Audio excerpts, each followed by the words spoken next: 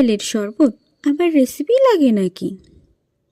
আসসালামু আলাইকুম, welcome to my channel sweet and simple বিউটিতে। বেলের শরবত তৈরিতে রেসিপি না লাগলেও বেলে রয়েছে হাজারো পুষ্টিগুণ। সুস্বাস্থ্যের জন্য আমাদের বেল খাওয়া একান্ত জরুরি। বেলে আছে carbohydrate, protein, vitamin A, vitamin B, vitamin C, calcium, phosphorus, potassium ইত্যাদি বিভিন্ন প্রয়োজনীয় পুষ্টি উপাদান।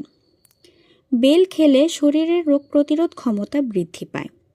বেলে আছে ফেনোলিক কম্পাউন্ড যা অ্যান্টিঅক্সিডেন্ট।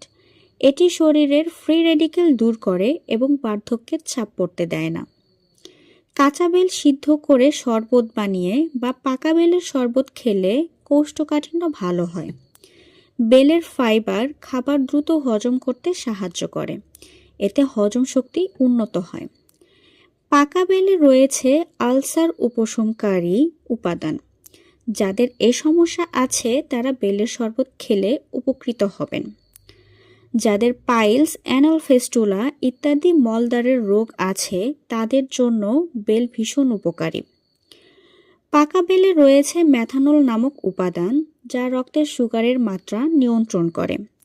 বেলের শরবত খেলে ব্লাড প্রেশার নিয়ন্ত্রণে থাকে।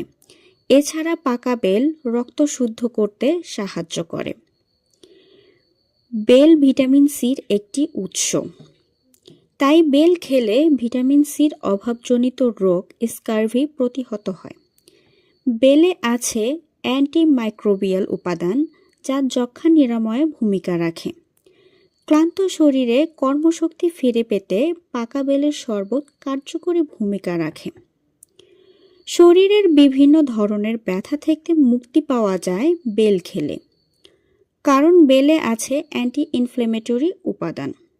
চ্যানেলটির সাবস্ক্রাইব বাটনে ক্লিক করে পাশে থাকা বেল আইকনটি বাজিয়ে দিন এবং লাইক কমেন্ট করে সাথেই থাকুন।